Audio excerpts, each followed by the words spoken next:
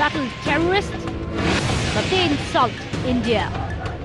Terror zone or Azadi forum? Is this also freedom of speech? Debating on Nation at 9 with Rahul Shivshankar, only on NewsX.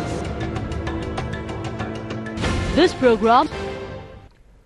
Welcome back from the break. You're still watching Speak Out India, a special show that allows the viewers to engage with us. Our numbers are right there on the bottom of your screen. So is our Skype ID. You can call in and have your say. Priyanka Chaturvedi of the Congress wanted to come in, and then I'll come to Gopal Agarwal of the BJP. What I'm saying is a debate. I'm part of a debate. Please do not mute my voice to kind of stifle what I'm trying to say. No, I don't think your voice was muted, Ms. Chaturvedi, but yeah, please go ahead. Do not mute me when I'm talking, because I've got many feedback, many people writing to me saying that my voice could not be heard. So it's a request. We are in a debate. You can counter me, but do not stifle my voice like that on a news channel. You may disagree with me. The producers have heard you. Now please make your point. Yeah. Now my second point here is, and I'll be very clear about it, when Mr. Agarwal speaks about, this entire protest movement, I would like to ask Mr. Agarwal, you are in partnership with PDP, which called Afzal Guru's hanging as a travesty of justice. You continue being with them. I would want to ask Mr. Agarwal, in the last 1 year that you have been in power with the PDP, how many people have been arrested under sedition, considering every Friday after a namaz, people shout anti-India slogans, people come out with ISIS flags, come out with pro-Pakistani slogans. I would want to ask Mr. Agarwal, before he talks about nationalism, patriotism, what have they done? How opportunistically they continue to stick to power in Jammu and Kashmir, and here they apply sedition charges in Delhi. Having said that, I would again reiterate to all your callers that we have been very clear, our stance is very clear, do not muddy it. We have said that any anti-India comments should be dealt with law, but that should not be used as a stick to beat people who have comments against the party.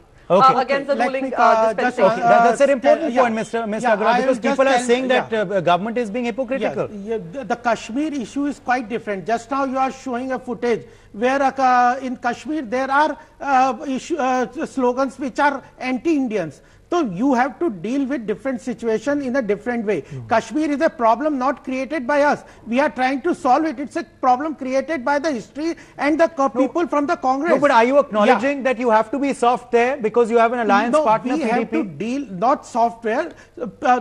We have to be tackling in the issue with different people on a different platform. Kashmir, you cannot merge JNU and Kashmir on the same platform. These are students, JNU, young people. Their mind they are the future of the country. They have to be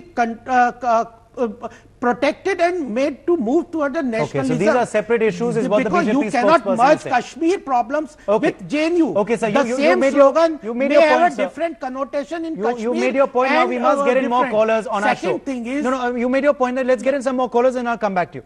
Sumesh, our next caller, calls in from Amargarh. Go ahead. Yes, Uday, good evening. I'm also a journalist. Please allow me to say three things. First of all, for a party like Congress, it is not surprising but shocking the stand they have taken on this matter for even the very staunch followers of Congress party in that matter. Second thing, well, this freedom of speech, this word is meant only for citizens of India.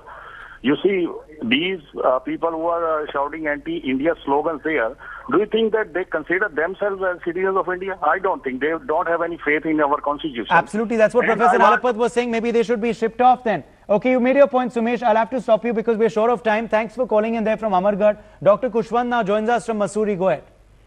Hi, good evening. Firstly, I'd like to tell you that Captain Mahathir, who was martyred today, he was a friend of mine. So it's a personal loss for me as well. Now, secondly, when you see people sloganeering, saying such things, and openly saying these things on Facebook and Twitter, I wonder how hard is it for the government to track them down and put them behind bars and set an example. Okay. Thanks for making that point, Dr. Kushwant from Mussoorie. Balaji now joins us from Bengaluru. Balaji, go ahead. Sir, thank you. I just want to update the Congress lady. Two things. One actually is shouting in Kashmir is different than shouting in JNU. JNU is a government facility. So if you are shouting against India in government facility, that's more seditious. So that's the first distinction I want to bring. Do you want to quickly respond to that, Priyanka Chaturvedi? Because that's a small point I also want to question. When there is a problem, Kashmir is a problem, you have to encounter it and control it in a localized manner. Okay. Don't let it spread to the other part of the country. Okay, that's what they should answer. We are almost out of time, but I'll allow a quick response. In case we don't have the time to listen to our perspective, I'd be more than glad to leave the show. No, please go ahead. That's what I'm saying. I want your last comment. You know, an accusation is being made about my party and I'm not given the space to even clarify. But that's why I've come to you, ma'am. No, you didn't. You have Mr. Agarwal trying to hog the entire space, not allowing others to argue, getting extremely defensive about his position I am in listening Kashmir to you. and defensive about his position in Delhi. No, Ms. Chaturvedi, I will allow you to speak.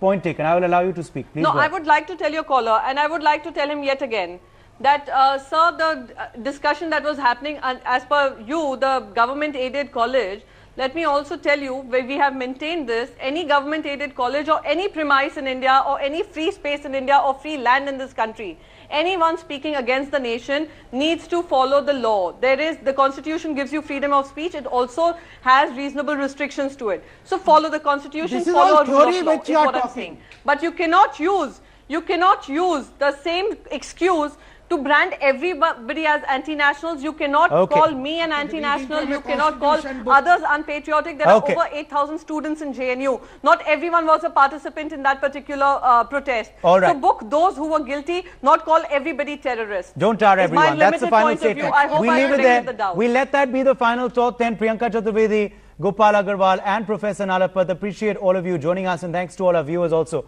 who called in on Speak Out India today. With that, we're slipping into a quick break. Stay with us, much more ahead.